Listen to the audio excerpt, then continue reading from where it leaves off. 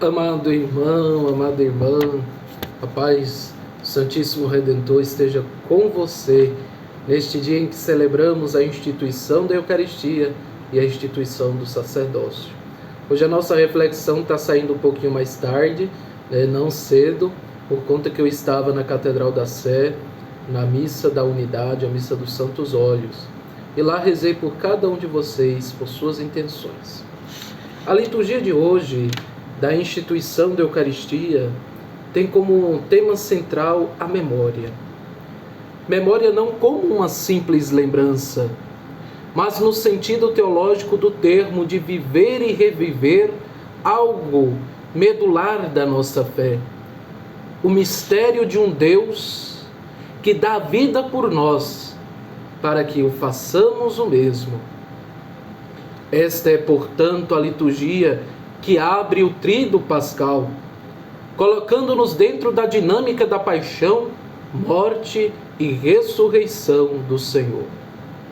A primeira leitura é extraída do livro do Êxodo e faz memória da saída do Egito, a Páscoa judaica, em que o povo hebreu, sob a liderança de Moisés e Arão, dá início aos ritos de passagem da escravidão para a terra prometida. Todos os símbolos presentes nesta primeira leitura evocam um processo de libertação. É um momento singular na história do povo hebreu, é um marco inesquecível, o começo de uma nova vida, simbolizada nas expressões o começo dos meses, o primeiro mês do ano, ou seja, o ponto de partida, o marco referencial. Aqui começa um novo tempo na história da salvação. Todos devem estar a postos, isto é, de prontidão. Prontos para partir e para partilhar. Prontos para se desinstalar e instalar nos seus corações o desejo de um novo céu, o desejo de uma nova terra, onde não houvesse mais a escravidão, onde as pessoas fossem tratadas com dignidade, onde todos teriam seus direitos respeitados e o necessário para viver bem, sem precisar ser submetidos a humilhações e tantos outros sonhos e promessas que vêm de vida plena. Meus amados irmãos, minhas amadas irmãs, tudo isso é necessário. Porém, para que estas conquistas fossem atingidas, foi preciso muita coragem, garra, perseverança, sim, nas buscas dos ideais prometidos por Deus. Assim, o primeiro passo foi organizar o povo, convocá-lo à união e à solidariedade. O povo unido jamais será vencido.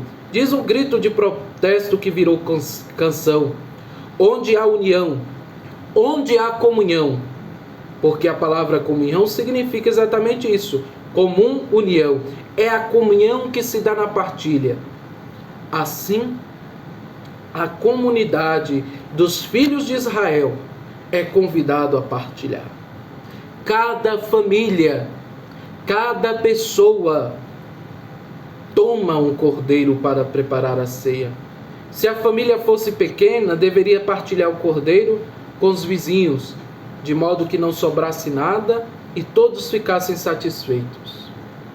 Tudo devia ser muito bem calculado, para que não houvesse desperdício e nem faltasse a ninguém. Assim, o primeiro ensinamento da comunhão da Páscoa judaica foi a partilha.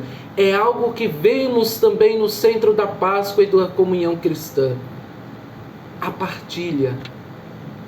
Partilhar aquilo que temos a quem não tem, a quem não consegue, a quem não tem o que sobreviver. Por isso, assim o primeiro ensinamento da leitura que nós escutamos é sobre ajudar a compreender a memória que está sendo. Como parte do sangue do Cordeiro imolado se untava os marcos e a travessa das portas, lembrando os perigos e ao mesmo tempo a proteção de Deus. As ervas amargas eram a memória das dificuldades enfrentadas e por enfrentar. Os pães ázimos eram sinal da pressa para fazer essa passagem e não havia tempo de fermentar os pães.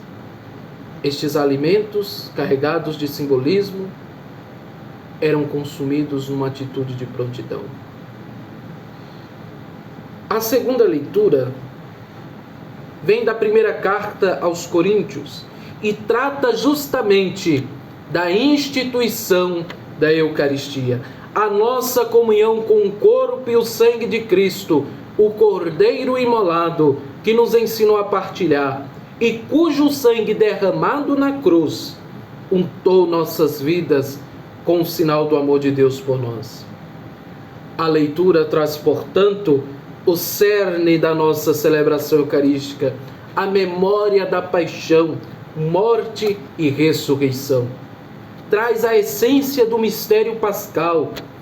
Com a Páscoa judaica, alimenta a identidade do povo judeu. A Eucaristia alimenta a nossa identidade cristã. Ela colocou Jesus dentro da nossa vida e a nossa vida dentro da vida de Jesus, amalgamando-nos com Ele.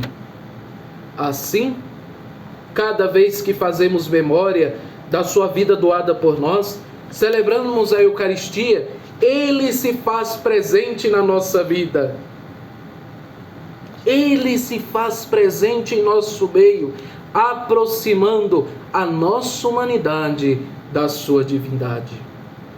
A Eucaristia deve cumprir essa função na nossa vida, santificando-nos. Mas isso não se dá de modo mágico, bastando apenas comungar. É preciso compromisso com Ele. A comunhão deve ser, portanto, o resultado da nossa entrega, da doação da nossa vida pelos irmãos, da comunhão com os seus ensinamentos e o seu exemplo de vida. Desse modo, todas as vezes que comungamos da Eucaristia, estamos fazendo esta memória até que Ele venha. Assim, a celebração eucarística é também a instituição perpétua da Páscoa de Jesus. A Páscoa de Jesus é a nossa Páscoa.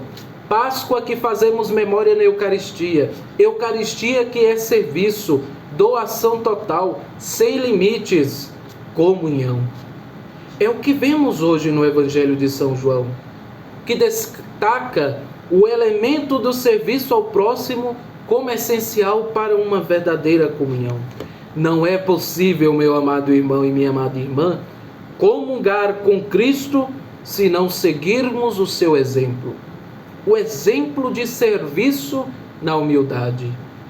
Durante a ceia, já sabendo da traição de Judas, ele dá um dos últimos e mais contundentes exemplos de comunhão.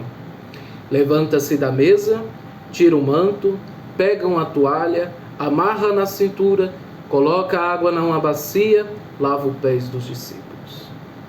Quem fazia isso eram os servos.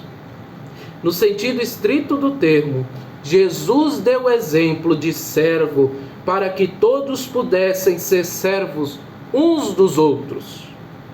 Servir ao próximo é, portanto, a mensagem central do Evangelho de hoje e da memória de Cristo. Eucaristia é essencialmente serviço, doação sem restrição. Assim, é preciso descer dos pedestais onde nós nos encontramos devido aos nossos cargos, títulos e posses, e tirar o manto do orgulho, da arrogância, do poder, colocar o avental da humildade, da mansidão, da simplicidade, da pureza de coração e nos abaixarmos para lavar os pés dos nossos irmãos. Isto é, para ajudá-los para acolhê-los, para tratá-los com igualdade e com dignidade, para servi-los. A lição que Cristo dá aos seus apóstolos no dia de hoje é uma lição que não devemos esquecer. Não podemos fazer deste momento celebrativo uma mera encenação, como se ela fosse um teatro, mas vivê-la daquilo que ela tem de essencial, de teológico, de verdadeira memória de Jesus. Com a celebração de hoje, a Eucaristia se recobre do significado. Não é possível sair dela do mesmo jeito. Quem sai da celebração da instituição da Eucaristia do mesmo jeito que chegou, não entendeu o significado, não compreendeu a mensagem de Cristo, não comungou verdadeiramente.